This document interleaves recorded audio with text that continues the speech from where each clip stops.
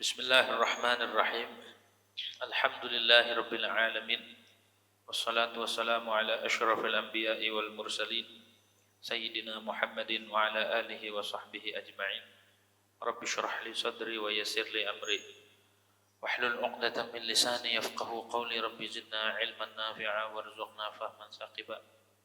Allahumma anfa'na bima 'allamtana wa 'allimna alladhi yanfa'una. Subhanaka la ilma lana illa ma 'allamtana innaka antal alimul hakim. Wala haula wala quwwata illa billahil aliyyil azim. Amma ba'd. Qala al-muallif rahimahullah ta'ala wa nafa'na bihi wa bi barakati ulumihi fid dharain. Amin. Wa minal qismil ladzi la tusannu fihi jama'atun salatul isyraq. Dan sebagian dari bagian yang tidak disunnahkan berjamaah, salat sunnah yang tidak dianjurkan berjamaah. Apa itu? Salatul isyraq.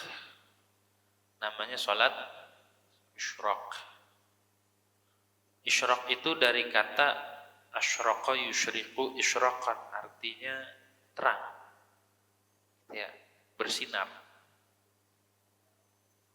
Apa itu salat isyraq? Wa hiya rak'atani ba'da syuruqis syamsi wartifa'iha.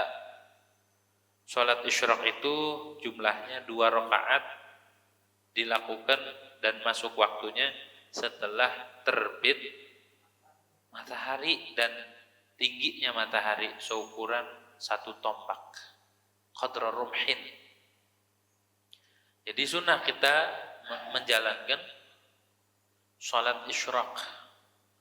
Habis salat subuh kan waktunya itu sampai terbit kurang lebih sejam lebih ya. Sejam berapa menit gitu. Nah, setelah terbit matahari jangan langsung salat. Kan biasanya bunyi tuh, tuluk. Jangan langsung sholat. Tunggu dulu sampai mataharinya naik seukuran 1 tombak. Seperti diterangkan oleh Imam Ghazali dalam kitab Bidayatul Hidayah. Ataupun separohnya. Ya, misal sekarang subuh jam berapa? Jam 6:01 ya? 2 ya, 2 atau 1. Itu syuruknya itu ya. Nanti nunggu sekitar 16 menit habis syuruk. Jadi 16 tambah 2 sekitar 18 menit, 20 menit dah. Oh begitu? Ya. Naiknya matahari seukuran tombak. Tombak itu kurang lebih tingginya 4 derajat. 4 derajat, 1 derajat 4 menit. 4 kali 4 berapa?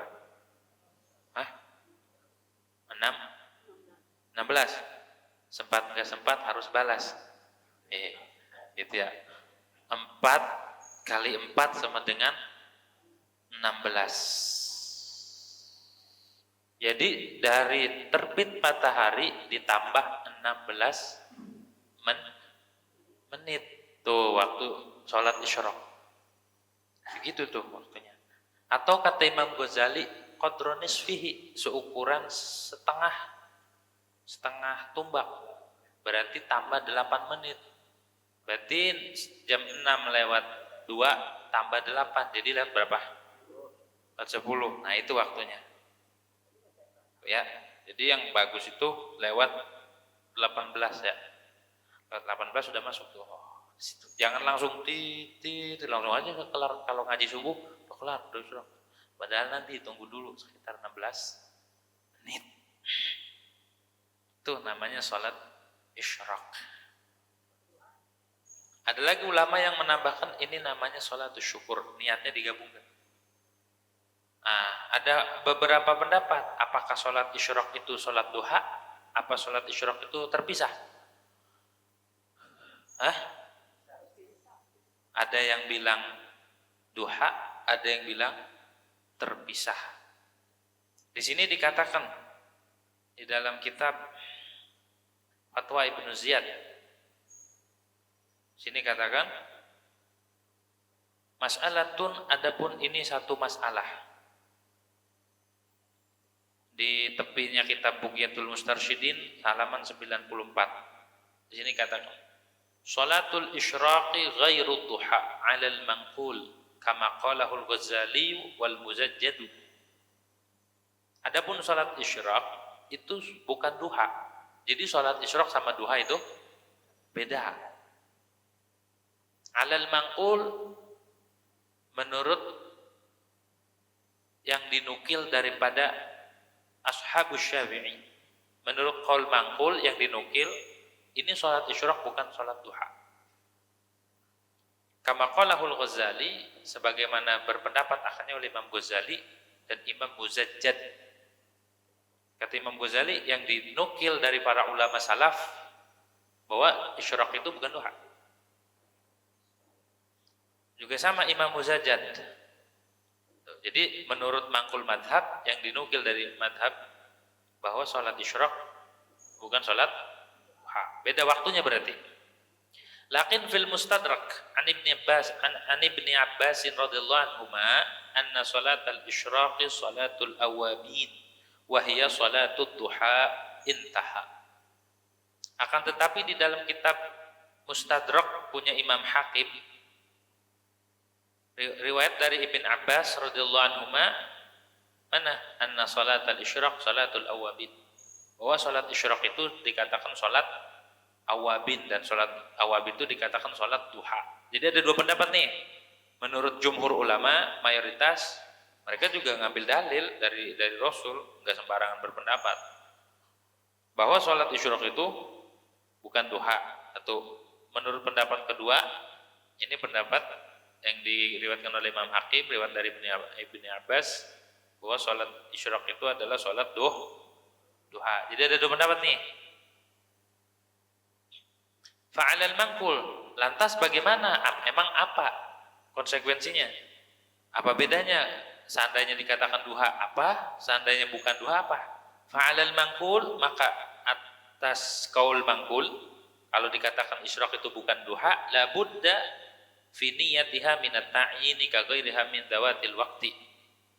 Tidak mesti tidak di dalam niat sholat isyraq daripada ta'yin. Jadi kalau isyraq itu bukan duha, berarti ketika niat dia harus mengatakan usolli sunnatal di hatinya tuh harus ditakyin, di hatinya harus mentakyin bahwa ini sholat isyraq ka ghairiha min dawatil waqti, seperti selainnya daripada sholat yang punya waktu. Wa yanwi biha salatal isyraq, dan dia niat dengan salat ini akan salat isyraq.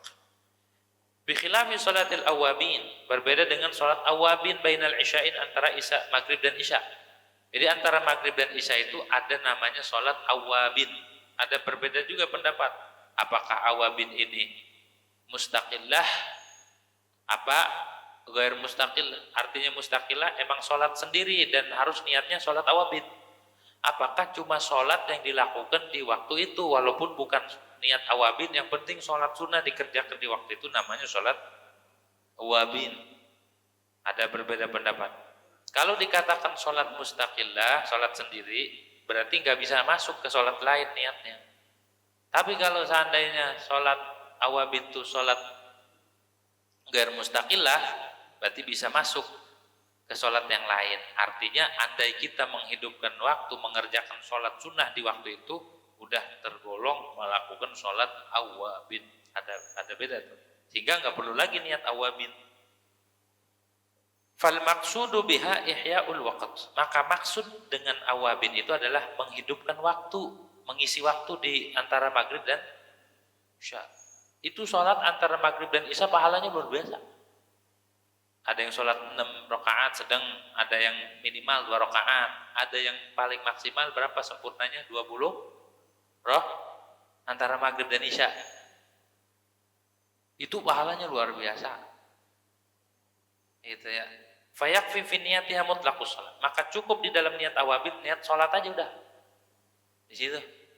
Mau sholat sunnah mutlaq, mau sholat sunnah apa, di situ yang penting di waktu antara maghrib dan itu sholat sunnah antara maghrib dan isya aja luar biasa fadilahnya. Bagaimana kalau nuntut ilmu antara maghrib dan isya? Nah, itu udah gak ada bandingannya. Emang apa? Karena thalabul ilmi fardhah.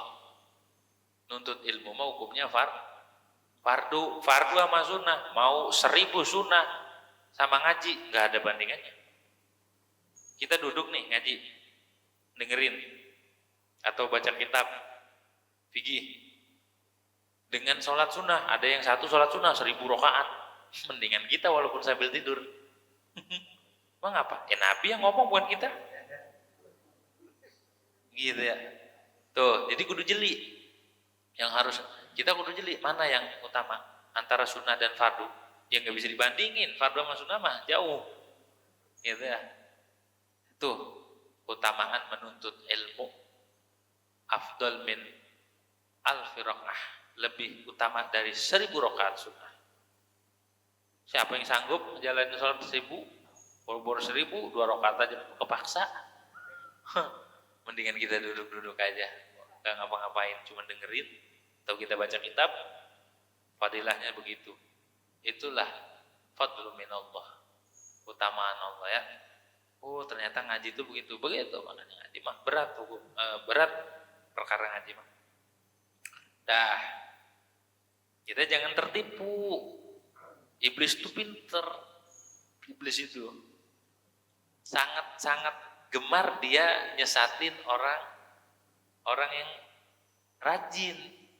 Kalau yang kagak rajin mau nyapain kata iblis, enggak dong, dia yang kagak rajin ngapain digoda, ya kan? Yang digoda itu orang yang rajin. Dan dia pinter. Contoh,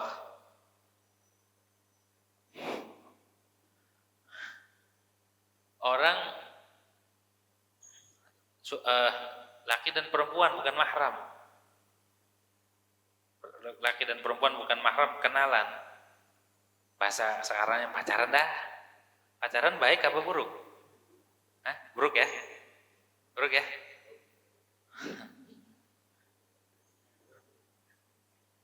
Tapi mentang-mentang dia rajin ngaji, rajin majelis ta'lim, pakaiannya juga pakaian santri, dia milih-milih. Katanya nyari yang berjilbab, jangan nyari yang enggak pakai jilbab dan sebagainya. Alasannya syar'i. Emang ada pacaran syar'i? Kagak ada. Pacaran ya pacaran aja. Mau pakai jilbab mau kagak. Tapi pinter iblis. Seolah-olah dikemasnya Islami. Pakai bahasa ta'aruf lagi. Pakai bahasa Arab.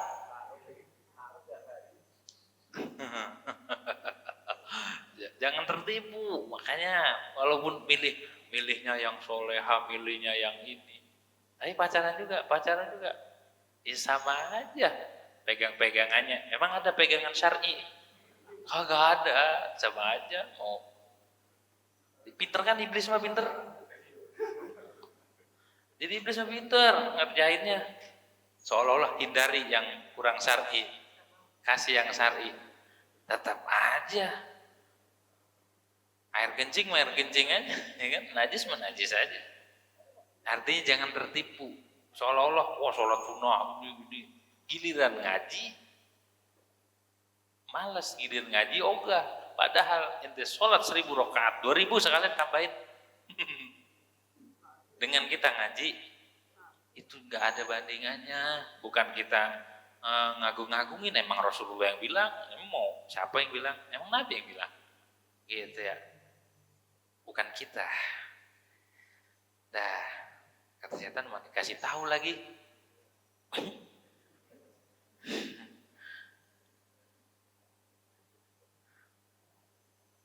Wa yusannu qada'u salatil isyraq, dan sunnah mengqada salat isyraq. Sunnah tuh salat isyraq diqada karena dia salat punya waktu. Pokoknya salat sunnah yang ditinggal, yang sudah dia biasa lakukan, yang punya waktu, maka sunnah diqada. Apa aja? Salat witir ketinggalan, qada. Salat tarawih ketinggalan, qada. Salat Id ada waktunya enggak ada? Qada. Gitu. Kalau mengqada salat sunnah hukumnya kalau mengqada salat wajib hukumnya wajib. Gitu. Wa qada salatul awabin, begitu juga salat awabin yang bagi qada'uha liman i'tada. Sunnah mengqada bagi orang yang sudah biasa. Sunnah mengqada bagi orang yang sudah biasa. Wa hukiya anna ba'dal arifin kana yani bi raqatil isyraq asyukra. Dan dihikayatkan bahwa sebagian aulia, orang ahli ma'rifat, itu niat dengan 2 rakaat isyraq, niatnya syukur. Salat sunnah syukur. Ada yang masukin salat istikharah mutlak. Jadi 2 rakaat dimasukin istikharah mutlak, isyraq, terus salat syukur, salat isti'adzah. Guru kita ngajarin, Al-Habib Hasan bin Abdullah bin Warsyatiri, beliau ngajarin ke murid-muridnya dan beliau ngajarkan di dalam kitab Amalul Yawm wal Lailah. Jadi 1 salat masukin karena tanda masuk semua. Salat sunnah istikharah mutlak di situ, setiap hari kita istikharah. Kalau istikharah yang khusus kan 2 rakaat baca qul ya ayyuhal kafirun sama kulhu, kemudian baca doa istikharah.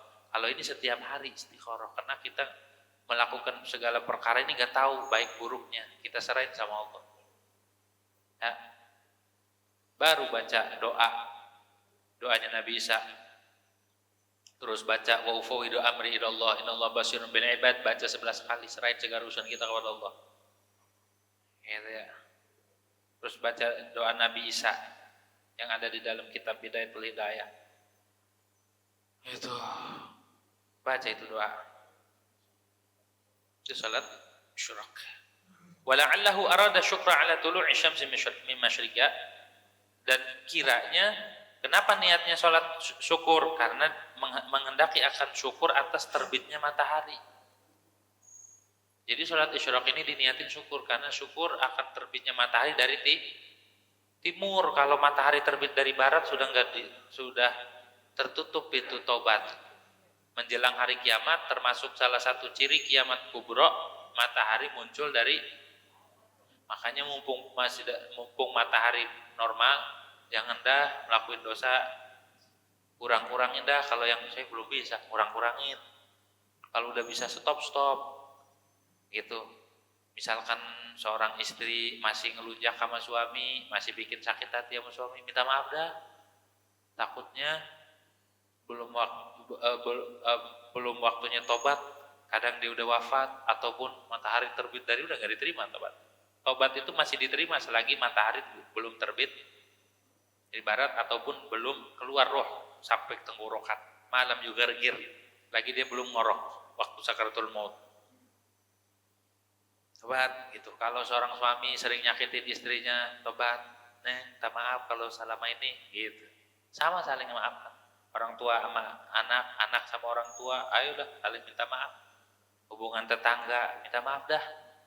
Takutnya belum sempat kita minta maaf, udah meninggal. Ataupun yang punya hutang piutang, atau yang punya sangkut, atau punya barang titipan punya orang, belum diserahin. Misal kita ada orang nitip barang, ataupun ada hak orang, kita nempatin tanah ataupun apapun punya orang, belum diserahin ke pemiliknya, tobatnya hak adamnya harus diserahin. Kita pernah ngambil sendalnya balikin kalau ada masih. Kalau nggak ada ganti yang paling top. Ganti, saya udah dulu pernah ngambil sendal siapa ya, ganti. Gitu. Jadi apapun yang pernah kita lakukan, baik dosa sesama makhluk ataupun dosa kepada Allah, tobat. Sebelum matahari muncul terbit dari barat. Gitu ya. Nah, karena kalau seandainya sudah terbit dari barat, udah nggak bisa mau nangis kayak apa juga, udah tertutup pintu taubat. Tahu? Imam Malik pernah ditanya, apakah orang yang pembunuh itu masih bisa tobat? Ada tobatnya enggak? Kata Imam Malik apa? Pintu yang sudah dibuka sama Allah, aku nggak bisa nutupnya. Maksudnya pintu taubat setiap hari dibuka sama Allah. Masa kita nggak bisa, nggak diterima? Masa kita manusia bisa nutup pintu taubat? Gitu ya, tobat dah. Mau yang dosa besar, mau dosa gitu. Bukan hanya kita nyuruh, termasuk pembicara juga, termasuk saya harus begitu. Tobat dari hal-hal yang haram, tobat dari hal-hal yang makruh, tobat dari ninggalin sunnah, begitu.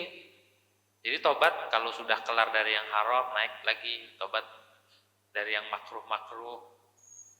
habis itu tobat dari ninggalin sunnah, jadi sunnahnya mulai dipakai, itu tobat. Ya, yang dulu nggak rajin qobliyah ba'diyahnya, rawatibnya rajin lah, yang ninggalin witir, sama yang ninggalin sholat-sholat sunnah yang lain. Nah gitu. Yang terpenting tobat dari sesuatu yang diharamkan oleh Allah Subhanahu wa taala. Ya. Kalau kita sudah mampu begitu, ganjarannya lebih gede ketimbang ngelakuin taat. Ninggalin maksiat lebih gede dari ngelakuin taat. Orang taat aja ganjarannya gede kan, pahalanya, apalagi ninggal maksiat gitu. Kalau kita belum mampu, minimal niat. Ya Allah, saya niat mau tobat. Ini niat kagak, tobat kagak. Malah niat mau ngelakuin lagi, besok lagi. Gitu ya. Nikmat nih. Coba. Orang yang tobat itu orang yang dicintai sama Allah. Orang yang punya dosa itu orang yang dicintai sama Allah. Nah, emang kata siapa? Di Quran. Innallaha yuhibbut tawwabin wa yuhibbul, Allah tuh cinta sama orang yang tobat, yang ngerumasa, ya Allah saya banyak dosa, begitu. Makanya kadang-kadang orang-orang yang banyak dosa lebih cepat nyampe ke Allah karena dia memiliki sifat ubudiyah, sifat penghambaan, sifat ngerumasa, sifat gak punya daya dan upaya. Kan? Sebagaimana dikatakan rubama fatahalaka baba ta'ah wa ma fatahalaka babal qabul wa qadalakal mukhalafah wa kana sababan lil wusul. Kadang-kadang Allah bukakan pintu taat, kita dimudahin buat taat. Baca Qur'annya rajin, sholat ke masjid rajin, sedekah rajin, ini rajin. Tapi orang diterima sama Allah. Ngeri nggak? Kita udah rajin ngaji, udah rajin ibadah, tapi nggak diterima. Lantaran apa? Lantaran merasa dia udah ahli taat aja. Lantaran merasa dia orang ahli ibadah, lantaran dia merasa paling soleh, itu yang orang kagak demen. Allah nggak demen sama orang yang mentang-mentang dia rajin ibadah, dia merasa ahli ibadah, dia merasa udah paling taat, paling suci, so suci. Itu Allah gak demen. Hina-hina orang yang ini diremehin. Tuh si Anu begini-begini. Nah itu udah mulai tuh, ada sedikit kesombongan. Beda sama orang yang maksiat. Wa qadalaka mukhalafah wa kana sababan lil. Kadang-kadang Allah tetapkan seseorang itu melakukan pelanggaran, banyak dosa dia ngerumasa. Oh dulu begini, dulu nyolong ayam, dulu nonton orkes, dulu begini, dulu begitu. Tapi ngerumasa dia nangis saya tiap malam, ya Allah, saya mau boro-boro ngarepin surga. Saya mau gak ada amal yang saya andelin, ya Allah. Banyakkan dosa, saya mengharap ridho, mengharap rahmat, mengharap maghfirah, ya Allah. Dia mau gak ngarepin apa-apa. Saya mau diampunin aja udah girang, ya Allah. Tuh, perasaan itulah yang Allah demen. Orang yang kayak gini cepat nyampe ke Allah karena dia punya perasaan, punya sifat penghambaan, punya sifat ngerumasa, punya sifat merasa hina. Timbang orang yang ahli ibadah, oh paling top aja ngerasanya kan, dandanannya, pecinya, sarungnya, wangi-wangiannya, dia nggak memiliki sifat Allah. Tapi yang hebat lagi, ibadahnya rajin, ngajinya rajin, ngerumasa. Tapi bukan dibuat-buat ya. Emang begitu ternyata, ya Allah. Saya mau walaupun ibadah belum tentu diterima. Begitu tuh harusnya, bukan makin ibadah makin sombong, bukan makin ibadah makin songong lagunya. Gitu ya. Emang siapa yang bisa ngejamin kita masuk surga dengan ibadah kita? Siapa? Siapa yang bisa ngejamin kita mati husnul khatimah? Gak ada. Semua itu di genggaman Allah semua. Jangan kita bangga dengan ketaatan kita, jangan bangga kita dengan ilmu kita, jangan bangga dengan pangkat kita. Oh saya mau keturunan saya mau keturunan siapa kek? Allah nggak butuh itu, sama ibadah kita juga nggak butuh, nggak manda. Yang Allah lihat itu orang yang ngerumasa. Lihat Nabi Adam ketika beliau mengatakan Rabbana zalamna anfusana wa illam taghfir lana wa tarhamna lanakunanna minal khasirin. Ngerumasa itu, ya Allah saya zalim, ya Allah. Saya menzalimi diri saya, ya Allah. Minta maaf ya Allah. Begitu. Diampuni. Jadi tanamkan tuh sifat ubudiyah. Jangan ngerasa udah rajin, udah pinter, udah soleh aja. Orang kalau udah ngaku soleh, udah batal kesolehannya. Misalnya, Masya Allah ini perkumpulan orang-orang soleh, batal kesolehannya. Mendingan ini mah perkumpulan rock and roll. Ini mah orang-orang yang belegedemen, para pencari Tuhan ini. Mending begitu, ketimbang ngerasa soleh, ketimbang dia memiliki perasaan-perasaan yang membuat dia sombong. Nah, gitu ya. Tobat dah dari hal-hal kayak gitu, dari rasa-rasa kayak gitu. Dulu di zaman Nabi ada sahabat. Ini pada ngomongin sahabat, salah satu sahabat lagi ngomongin, Masya Allah ibadahnya rajin begini begitu. Nabi datang, lagi pada ngomongin apa ini? Ada berita apa? Ini Rasulullah ada seorang laki-laki rajin ke masjid ibadahnya, Masya Allah, kita ngiri dah. Mana orangnya? Ntar juga datang nih, habis wudhu masuk, masih netes tuh air wudhu. Kata Nabi, model kayak gini jadi kagumin. Bulan, sini, saya mau tanya, jawab. Baik ya Rasul. Jawab dengan jujur, karena ini lihat muka ente gelap, muka ente itu ada sengatan setan. Kaget. Jawab dengan jujur, waktu ente mau datang ke masjid, mau datang ke tempat ini, ada nggak perasaan ente itu merasa paling baik dari antara yang lain? Iya ya, itu. Jadi hati-hati kalau kita udah rajin ke masjid, tiba-tiba di hati merasa udah rajin aja. Bahaya, apalagi dandanannya udah, Masya Allah, lagi dah, gitu. Bahaya, hati-hati. Itu cuma merasa begitu, apalagi nyombong ya, cuma di hati, gitu doang. Bisa bikin gelap walaupun ibadah, walaupun taat, kalau di hati merasa paling top dari yang lain, merasa paling hebat, hancur sana, gitu ya. Nah, hilangkan rasa-rasa itu, tobat dah. Wa tafutu bi uluwin nahar, balik lagi. Dan luput ini salat isyraq dengan uluwin nahar, semakin tinggi matahari.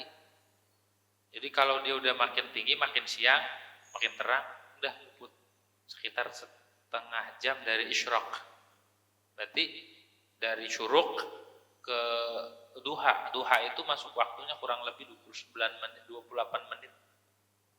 Masuk waktu duha. Nanti isyraq keluar. Kalau menurut ulama yang mengatakan bahwa isyraq itu bukan duha. Wa minhu, dan sebagian dari sholat yang tidak dianjurkan berjamaah adalah sholatud duha, sholat duha, sholat di waktu duha, sholat duha. Aqalluha, ini ada hadisnya, orang yang rajin sholat duha nggak bakal fakir. La faqra ma'ad duha, wala ghina ma'az zina. Orang kalau rutin sholat duha nggak terkena fakir, dan orang yang melakukan zina waliyadzubillah, dia enggak akan merasa merasa cukup, enggak akan pernah puas. Waliyadzubillah. Oke, itu ya. Jadi kalau pengen ada peningkatan dalam ekonomi, ya sholat duha dah, rajinin, tapi jangan dituju itu. Sholat aja lillah. Terlepas nanti Allah kasih kelapangan atau tidak, udah gak usah protes. Ini duha udah bertahun-tahun kagak, berarti ini bukan karena Allah. Udah duha aja, jalanin, gitu ya. Jangan dituju itu, jangan. Itu udah dijamin. Masa sesuatu yang udah dijamin kita cari? Ibarat kata udah dihidangin, tuh makanan, tuh nasi, dia dicari orang nasi di depan sih. Ini yang ngomong Rasulullah, dan Rasulullah itu mustahil bohong. Nabi enggak bakal bohong, mustahil. Nabi bilang, la faqra ma'ad duha. Orang kalau sholat duha enggak bakal fakir. Gitu tuh. Coba ditanya, ini kok duha tapi kok fakir? Lihat sebab yang lain. Banyak faktor-faktor yang menyebabkan orang itu fakir. Di antaranya banyak tidur.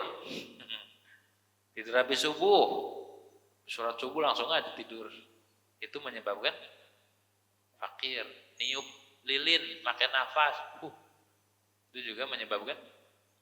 Nyapu di malam hari, itu menyebabkan fakir. Ninggal nyuci perabotan numpuk bekas makan nggak dicuci, berantakan di dapur, itu juga menyebabkan fakir. Tidur telanjang, itu juga menyebabkan fakir. jalan di depan orang tua, manggil orang tua makan nama, orang tua dipanggil namanya, boy, namanya misalnya siapa dipanggil, itu juga menyebabkan fakir. Tidak mendoakan orang tua sehabis sholat, Rabbik fili wali walidayya minimal itu, dia nggak pernah doain, itu juga menyebabkan fakir. Jadi banyak faktor yang menyebabkan fakir. Nyepelein makanan yang jatuh, kan kalau makan nggak habis tuh, banyak yang jatuh-jatuh, disepelein gak diambil lagi, itu juga menyebabkan fakir.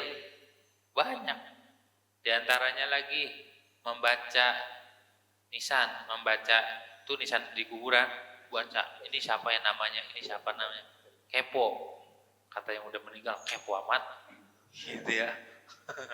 Itu juga menyebabkan fakir. Banyak.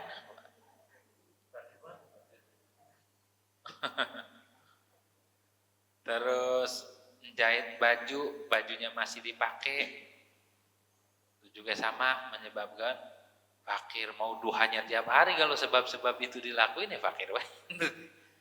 Ya, duha dikerjain, habis subuh tidur mulu, apalagi subuhnya lewat, ya jangan ngeluh. Apa ya, duha orang sholat subuh tinggalan ya, gitu. Fakir, gitu ya. Jadi sholat duhanya rajin, hal-hal yang menyebabkan fakir juga dihindarin. Itu ya, dihindarin.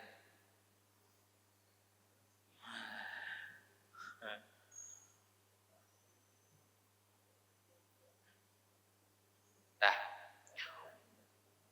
wa aqalluha rakaatani, dan paling sedikit 2 rakaat duha tuh.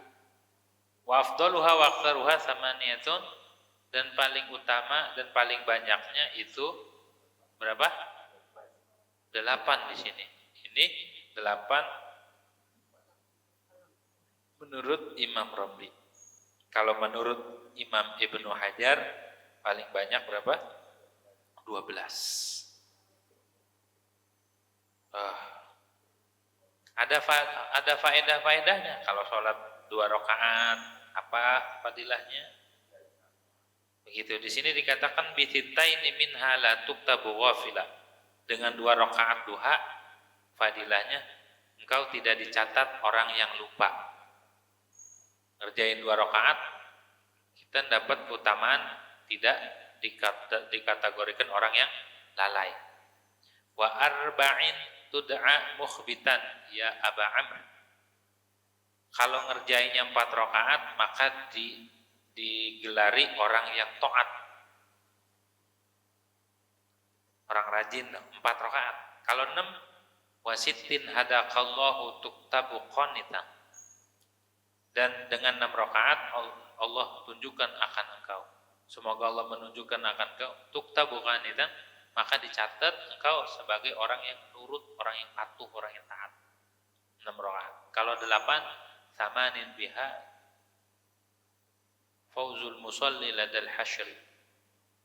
Kalau 8 rakaat, orang yang ngelakuin sholat ini dia akan beruntung, selamat nanti di padang mahsyar. Kalau 10, tumhadunubul yaum bil ashr. Kalau 10 rakaat, dosa-dosa hari ini diampuni. Fastabir wa in syi'ta 13. Sabar jika kau mau, kerjakan 12 rakaat. Gitu. Jadi 12 rakaat menurut Imam Ibnu Hajar. Menurut Imam Romli paling banyak itu 8. Ada lagi sebagian ulama mengatakan bahwa tidak ada batas. Tidak ada batas. Tapi yang mau tamat 2 itu doang. Ada yang bilang 12, ada yang bilang 8. Itu.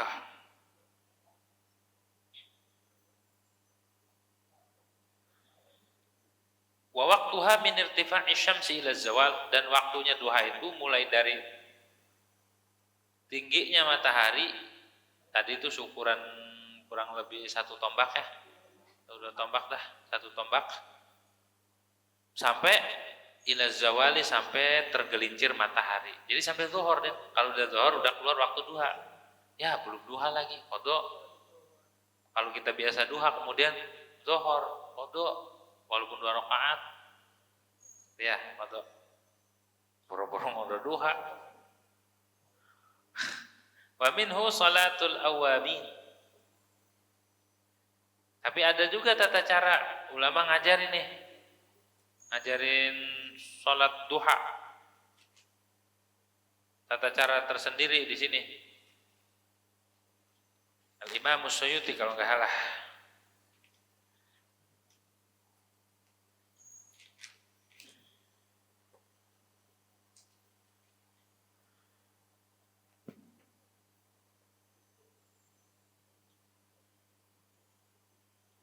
Nih, faidatun, adapun ini satu faidah. Zakar Suyuti fi risalatin lahu fi khasa'is yaumil jum'ah. Menyebutkan oleh Imam Suyuti dalam risalah bagi Imam Suyuti di dalam khasa'is hari Jumat, wa usalaha ila mi'ah, ada keistimewaan hari Jumat dan beliau menghitung keistimewaan itu sampai 100 khususiat. Wahidah satu. Qala, beliau katakan wa akhrajal Asbihani, dan mengeluarkan hadis oleh Imam Asbahani an Ibnu Abbas dari Ibnu Abbas radhiyallahu anhu, berkata Ibnu Abbas, qala Rasulullah sallallahu alaihi wasallam, bersabda oleh Rasulullah sallallahu alaihi wasallam, man shalla duha 4 raka'atin fi yaumil jum'ah. Siapa orang yang salat duha 4 rakaat di hari Jumat, hati harusnya ya. Fi dahrihi, pada tahunnya, pada masanya, marratan sekali aja. Yaqra' bi Fatihatil Kitab 10. Dia baca surat Fatihah 10.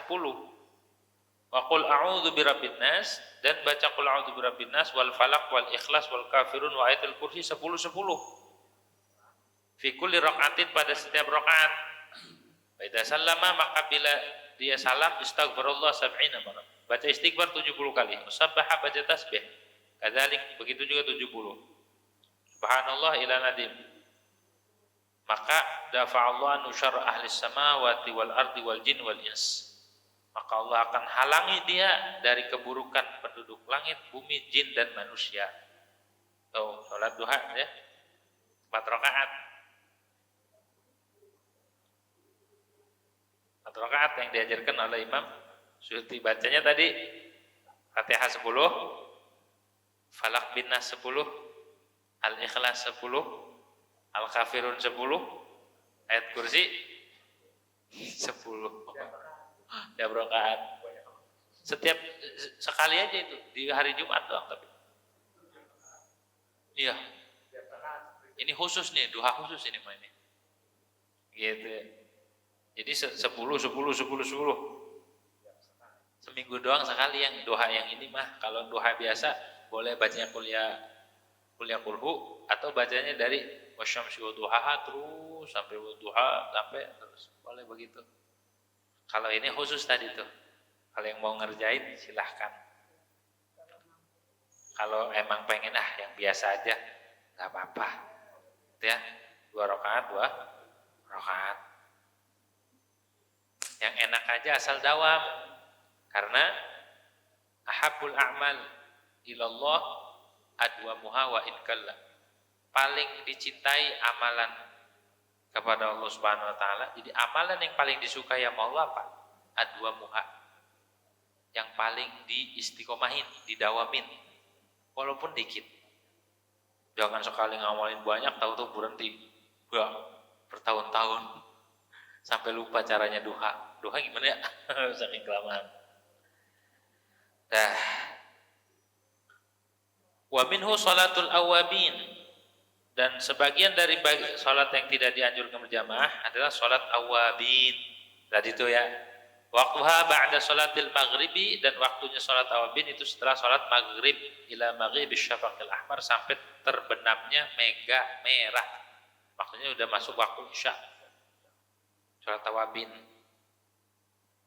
Walau jama'al isya taqdiman, walau dia menjama' isya dengan jama' takdim.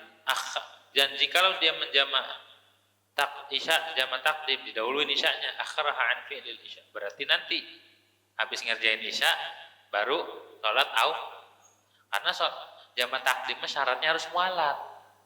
Kalau kita menjama' salat Jamak takdim habis sholat pertama langsung sholat kedua kalau jamak takdim. Dan syaratnya juga harus diniatin di sholat pertama, di dalam sholat. Yang paling afdal di takbiratul ihram, tapi boleh di tengah-tengah, walaupun sebelum salam. Di hati, saya jamak isya ke maghrib, gitu jamak takdim. Kalau dia nggak niat begitu, nggak bisa, nanti harus sholatnya di waktunya. Dan syaratnya juga harus mendahulukan sholat yang pertama.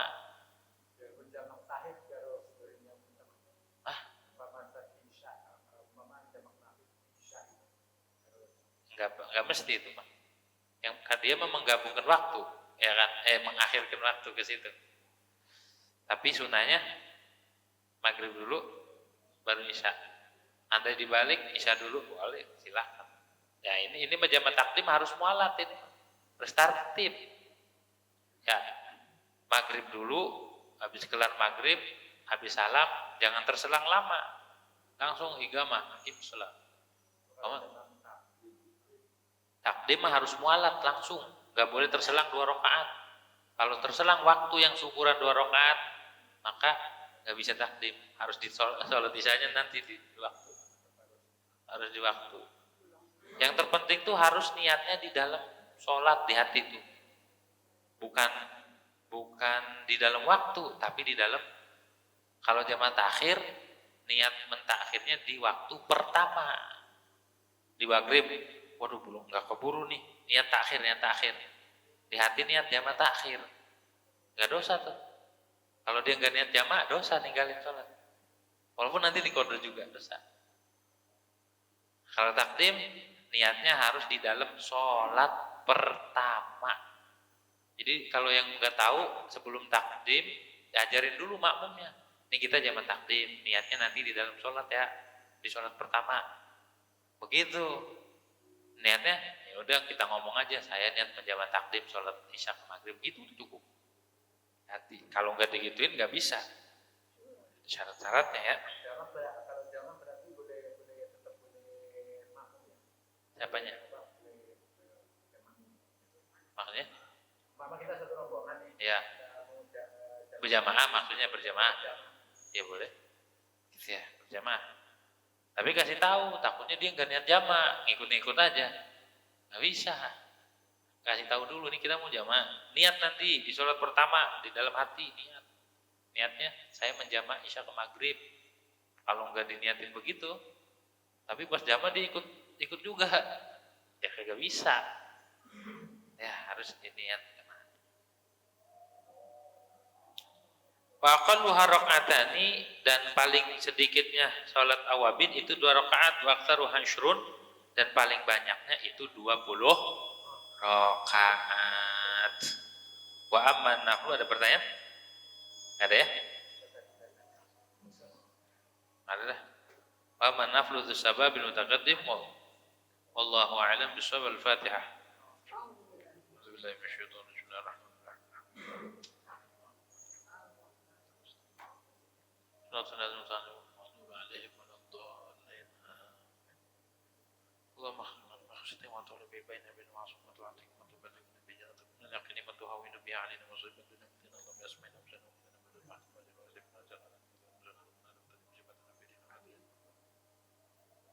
Alhamdulillah rabbil alamin.